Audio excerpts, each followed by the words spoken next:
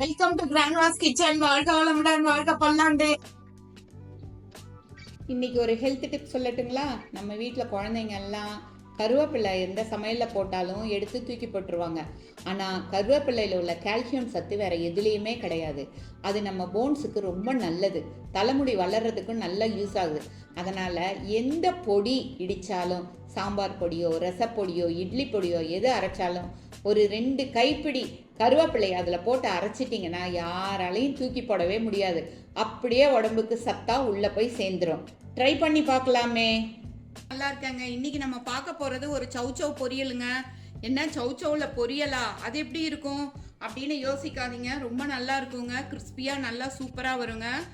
ஒரே மாதிரி பொரியல், அது மாதிரி ஒரே மாதிரி வெஜிடபிள்ஸாக சாப்பிடாம வெரைட்டியாக சாப்பிட்டாதாங்க நம்ம உடம்பும் பேலன்ஸ்டாக இருக்கும். அந்த ஃபுட்டுக்கு ஏற்றுக்கிற மாதிரி எல்லா வெஜிடபிள்ஸ்லேயும் ஒரு விதமான சத்துகள் இருக்குங்க. இந்த சௌச்சௌவில் வந்து விட்டமின் ஏ பி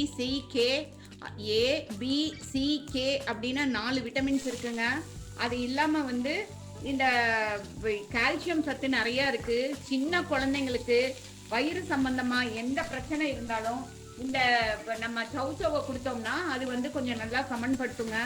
அதே மாதிரி பிளட் ப்ரெஷருக்கும் இது ரொம்ப நல்லதுங்க. பாருங்க, சௌச்சௌவை வந்து நம்ம நல்லா கழுவிட்டு தோல் எடுத்துட்டு இது மாதிரி குட்டி குட்டி பீசஸாக கட் பண்ணி நம்ம போட்டுக்கலாம்.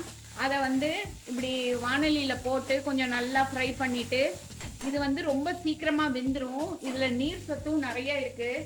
அதனால கொஞ்சமாக தண்ணி ஊற்றி அப்படியே வந்து கொஞ்சமாக மூடி வச்சிடலாங்க. குக்கரில் வச்சு வேக வைக்கிறதோட இது மாதிரி மூடி வச்சு செஞ்சிங்கன்னா டேஸ்ட் கொஞ்சம் நல்லாயிருக்கும். இது மாதிரி கொஞ்சமாக தண்ணி ஊற்றிட்டு அடுப்பை சிம்மில் வச்சுட்டு மூடி வச்சிட்டிங்கன்னா 10 நிமிஷத்தில் எந்த காயானாலும் வெந்துருங்க. இப்போ நம்ம மூடி வச்சிடலாங்க. இப்போ வந்து ஒரு மிக்சி ஜார் எடுத்துக்கலாங்க.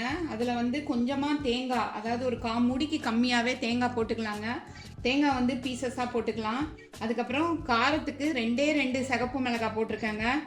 சீரகம் ஒரு 1/2 ஸ்பூனு. அதே மாதிரி பெருங்காயம் வந்து ஒரு 4-5 சின்ன துண்டு தான், 4-5. அதுக்கப்புறம் 1 ஸ்பூன் அளவு வந்து பொட்டுக்கடலை, இந்த 1 ஸ்பூன் அளவு பொட்டுக்கடலை போட்டுக்கலாம். அதுக்கப்புறம் உப்பு வந்து தேவையான அளவு கொஞ்சமாக போட்டுக்கலாம். மஞ்சள்தூள் கொஞ்சம் போட்டுக்கலாங்க. இது மஞ்சள்தூள் கொஞ்சம் போட்டுக்கிட்டு இதை வந்து தண்ணி ஊற்றாமல் பவுடராட்டம் அரைச்சிக்கணும். பாருங்க, சௌச்சௌ சூப்பராக வெந்து வந்திருக்குங்க. இப்போ வந்து நம்ம வந்து ஒரு அரைச்சி வச்சுருக்கோம் இல்லைங்களா, ஒரு பவுட்ரு. அந்த பவுடரை வந்து இதில் போட்டுடலாம். போட்டுட்டு லெமன் கொஞ்சமாக பிழிஞ்சிடலாங்க. இந்த லெமன் வந்து இதுக்கு ஒரு ஃப்ளேவரை கொடுக்கும்.